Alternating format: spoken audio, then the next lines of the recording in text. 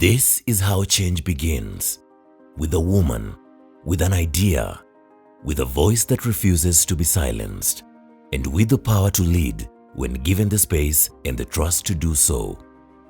Across Kenya, 4 women-led organizations have stood in that space. They've turned pain into purpose, exclusion into opportunity, and tradition into transformation.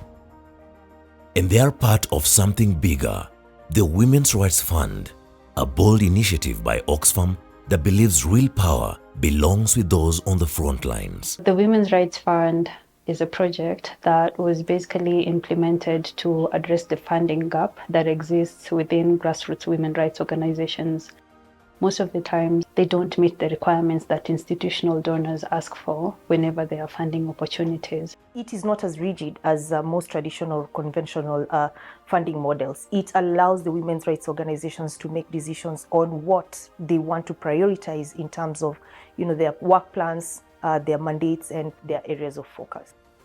What sets these 4 women's rights organizations apart, first of all, is the different sectors in which they work in. Usikimye was founded because of the prevalence of gender-based violence, as well as escalating cases of femicide. Our aim is to see, women and girls enjoying the same rights as anybody else. The formation of AWEIK was inspired by the clamor for women's inclusion within the mining and energy sectors. AWAK focuses on small-scale women in agriculture in the rural areas of Kenya, and also the vulnerable women living in urban informal settlements. The 4 women's rights organizations gave us a diverse perspective in terms of the intervention. Some of the areas which are really not a technical expertise for Oxfam, but through this women's rights organization, we were able to intervene in those areas.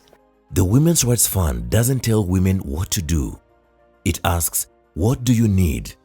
Then listens, then funds, then walks beside them, not ahead. This is localized aid in action. Flexible, trust-based, feminist to its core. Through WRO funding, IREMO has managed to solve one of the main challenges that we have been talking about it for 7 years, about ending early marriage. One of our most transformative things that we did with the WRF is Uzima. Uzima is Swahili for wellness.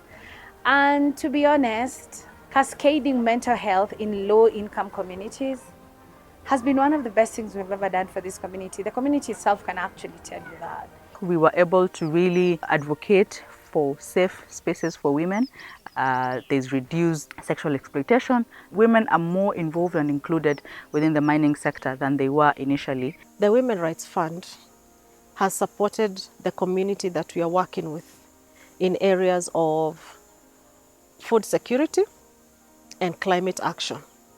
And this has made the women so alert and so aware about the impacts of climate change and the importance of agroforestry. Flexible funding is not just about giving out money, to women's rights organizations. It's about shifting the decision-making power to the women's rights organizations at that level, and are the ones who are able to tailor, interventions that will serve these communities. We have realized that community-based impact programming is really critical. So we make sure that the projects that we have a sustainability component that will allow the communities to continue on beyond AWEK's existence within these communities. Even as we exit WRO, we are not scared because the Women's Rights Fund has really given us the growth that we needed, the stamina. We are able to really apply for funding to pitch, and people can see what we are doing. We have put measures into place, such as diversification of funding. We know that we are quite capable of being funded the way we are now. AWEK has been strengthened enough to be able to take care of the issues that we struggled with, because we've been able to secure more funding from other donors. We've been able to grow our brand and the AWEK name and its credibility is out there. There's more impact with working with such a model as opposed to, having layers of bureaucracy before you're able to reach their communities. So it is a model that has been able to influence not just internally Oxfam, but is also influencing donors, is also influencing other civil society organizations and how they operate. What does it look like to truly shift power? It looks like this: resilient women, resourced organizations, respected knowledge, real change. This is the Women's Rights Fund. This is how change begins.